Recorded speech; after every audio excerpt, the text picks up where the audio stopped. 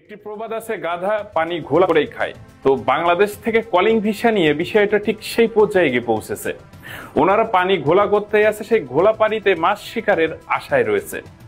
যেভাবে চাইছে সেইভাবেই কিন্তু কিছুদিন পরেই ওনারা শ্রমিক পাঠাবে কিংবা বাংলাদেশ থেকে বাংলাদেশিদের ঠেলে গুতিয়ে মালয়েশিয়ায় পাঠাবে। বাট এখন পাঠাবে না।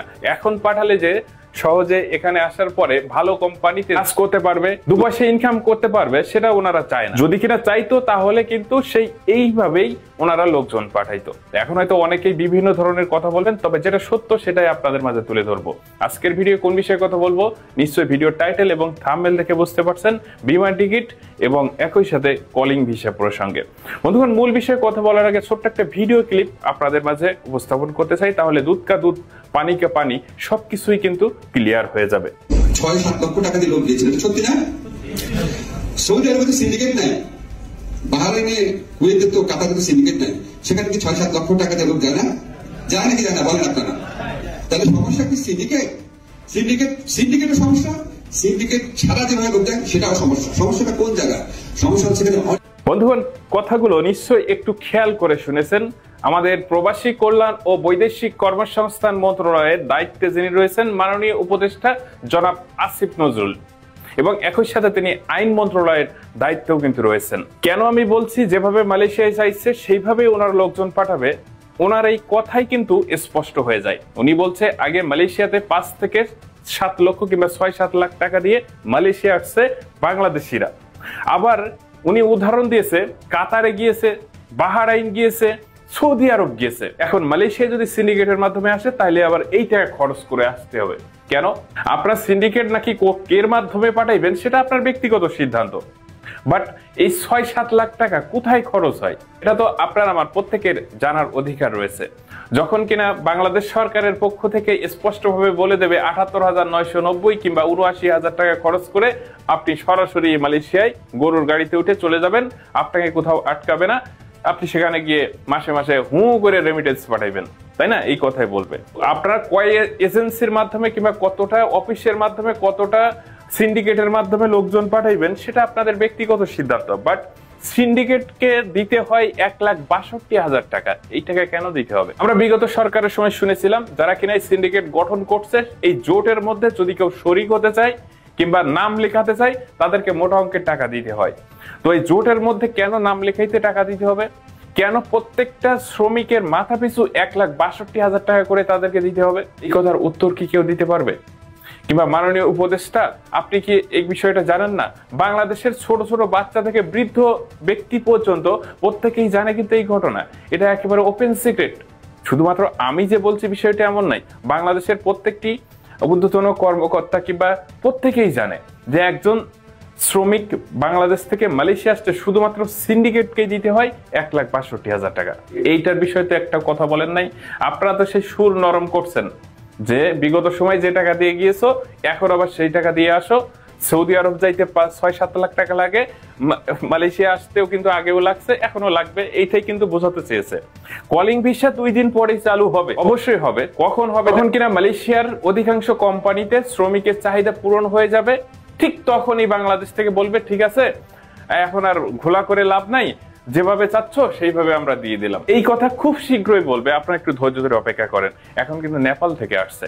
যখন মালয়েশিয়ার চাহিদা থাকে তারা কিন্তু বাংলাদেশের অপেক্ষায় বসে থাকে না। তাদের তো আরো 15-14টা সোর্স কান্ট্রি রয়েছে। মালয়েশিয়ার মোট 15টা সোর্স কান্ট্রি, তার মধ্যে বাংলাদেশ একটা।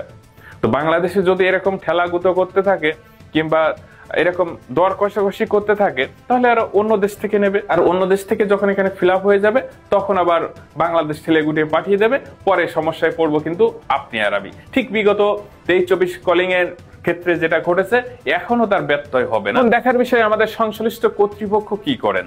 ওনারা কিন্তু সবসময় রেমিটেন্স করে মাথা ফাটিয়ে দেয়। আমি কয়েকদিন আগে নিউজে দেখছিলাম যে গত জুন মাসে সর্বোচ্চ রেকর্ড সংখ্যক রেমিটেন্স বাংলাদেশে গিয়েছে, যেটার পরিমাণ নাকি এরকম প্লাস সংখ্যক। তো রেমিটেন্স নেওয়ার সময় কিন্তু সবাই হাত পেতে বসে থাকে, খুবই মিষ্টি লাগে। বাট আদতে আপনার আমার জন্য বাংলাদেশের সংশ্লিষ্ট কর্তৃপক্ষ, নট অনলি অন্তর্বর্তীকালীন সরকার, যে যখন ক্ষমতায় থাকে তখন সবার মুখে ভুলই একটাই থাকে, বাট আদতেও কিন্তু আন্ডা। এছাড়া ওনারা কোনো কিছুই করতে পেরেছে বলে আমার জানা নেই। আর বর্তমানে এনারা তো ওই যে সুমন্তরা রয়েছে এখানে, ওনাদেরকে কি বলবো, যারা 5 বছর 7 বছর ক্ষমতায় থাকে তারাই কিছু করতে পারে না। তবে অনেকের চাহিদা ছিল কিংবা বাংলাদেশের সাধারণ নাগরিক হিসেবে আমাদেরও আকাঙ্ক্ষা ছিল যাতে করে দুর্নীতি মুক্তভাবে কিংবা সুষ্ঠুভাবে কম টাকার মধ্যে বাংলাদেশিরা বাইরের দেশে কাজে যেতে পারে, এরকম একটা সঠিক সুব্যবস্থা তৈরি করা। বাট আদতেও কিন্তু সেটা হবে বলে মনে হয় না। যদি কিনা হয় সেটা আপনার আমার প্রত্যেকের জন্যই কিন্তু ভালো হবে। একই সাথে বিমান টিকিট যেন এখন সোনার হরিণে পরিণত হয়েছে, কি কারণে জানি না।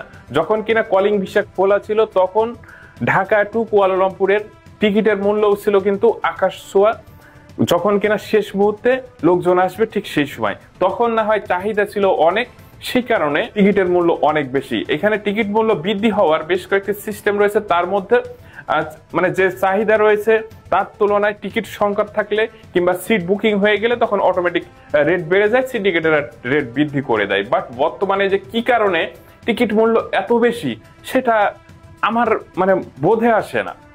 বাংলাদেশ থেকে মালয়েশিয়া অর্থাৎ ঢাকা থেকে কুয়ালালামপুর আসবে, সেক্ষেত্রে একটা সিঙ্গেল টিকিট এখান থেকে 1 সপ্তাহ 10 দিনের ভিতরে প্রায় 2000 রিঙ্গিতের মতো, মালয়েশিয়ার রিঙ্গিত দিয়ে আমি বললাম, সেটা বাংলাদেশি টাকায় আপনারা কনভার্ট করে দেবেন। অন্য কোনো রাষ্ট্রে কিংবা অন্য কোনো দেশে যেতে এমন উচ্চ মূল্য দিয়ে টিকিট কিনতে হয় কিনা আমার জানা নেই।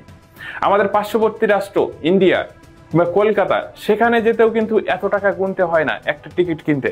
বাট বাংলাদেশে যেতে কিন্তু আকাশ ছোঁয়া মূল্য দিয়ে আমাদের টিকিট কিনতে হয়। যখন কেউ মাইক হাতে পায় তখন রেমিটেন্স করে মুখে কিন্তু ফেনা তুলে ফেলে। বাট আদতে যে গরু দুধ দেয় তাকে তো আর সেইভাবে খাওয়ান দেয় না। কুরবানির ঈদের সময় যদি কিনা একটা ষাঁড় আপনি বিক্রি করতে চান, সেই ষাঁড়কে কিন্তু অবশ্যই মোটা তাজা করতে হয়। মোটা তাজা করার জন্য তাকে সঠিকভাবে লালন পালন করতে হয়, পরিচর্যা করতে হয়, তাহলে কিন্তু সেই ষাঁড়ের মূল্য আপনি পাবেন। আর যদি সেই ষাঁড়কে সঠিকভাবে পরিচর্যা না করেন, খাইতে না দেন, খেতে না দেন, তাহলে সেই ষাঁড় তো রোগা থাকবে, সে হৃষ্টপুষ্ট হবে না। সঠিক দামে সেই ষাঁড় আপনি কিন্তু কখনোই কুরবানির হাটে বিক্রি করতে পারবেন না। আমরা একটা কথা জানি, যে গরু দুধ দেয় তার নাকি লাতি খাওয়াই ভালো। তা আমাদের লাতি খাওয়া তো দূরের কথা, আমাদের কথাই কেউ শোনে না, পারলে আরো চেটে পুটে খায়। যেটা কিনা বর্তমান চলছে সেই অনুযায়ী ওনারা আবার 5-7 লাখ টাকা খরচ করে বাংলাদেশ থেকে লোকজন এইখানে পাঠাবে। এখন অন্য দেশের সিস্টেমটা সিচুয়েশন অন্যরকম, বাট মালয়েশিয়ায় 5-7 লাখ টাকা খরচ করে কি আসা উচিত কিনা সেটা আপনারা কমেন্ট সেকশনে জানাবেন। যেখানে কিনা সরকারে বলবে 78,990 কিংবা 79,000 টাকা, কোথায় 79 আর কোথায় 5 লাখ টাকা, তফাৎটা কোথায় এটা একবার মিলিয়ে দেখতে হবে। আমরা ইন্ডিয়ার উদাহরণ দেই সবসময়, হ্যান ত্যান হাবিজাবি বলি, ইন্ডিয়া থেকে একজন শ্রমিক আসতে 80 থেকে 90,000 টাকা খরচ হয়। বাট না, আমাদের বাংলাদেশ থেকে কত টাকা খরচ হয় সেটা যারা কিনা আসছে কিংবা আসার জন্য প্রস্তুতি নিয়েছেন আপনারাই ভালো রকম জানেন। তবে এবত অবস্থায় কিন্তু এখনো পর্যন্ত বাংলাদেশ থেকে কলিং ভিসা চালু হয়নি, খুব শীঘ্রই হবে, এটা ধরে রাখেন। আমাদের মাননীয় উপদেষ্টা মহোদয় স্যার ওনারাই করে দেবে, যেভাবে আছে ওইভাবে, এই ছাড়া দ্বিতীয় কোনো উপায় ওনাদের হাতে নাই। তবে এখন কিন্তু ওই যে 10-12 লাখ 4-5 লাখ লোক নেবে না, যেমন ঢালাও ভাবে কলিং দিয়েছিল, এখন কিন্তু ঢালাও ভাবে হবে না। সেই সংখ্যাটা আমাদের উপদেষ্টা মহোদয় তিনিও কিন্তু স্পষ্টভাবে বলেছেন 30 থেকে 40,000 হতে পারে, ঠিক এমনই। এছাড়া অতিরিক্ত লোক আসার সম্ভাবনা বর্তমানে নেই। একই সাথে মাননীয় উপদেষ্টা এবং সংশ্লিষ্ট কর্তৃপক্ষ কিন্তু অনেক বড় মুখ করে বলেছিলেন যে 17,000 নাকি 18,000 আটকে ছিল কিংবা বিগত কলিং এ আসতে পারেনি, তাদেরও আসার একটা সুব্যবস্থা হবে। বাট এখনো পর্যন্ত কিন্তু সেটা কোনো প্রকার কাজ হয়নি, শুধু ওই কাগজে কলমে যে পর্যন্ত ছিল সেই পর্যন্তই আটকে আছে।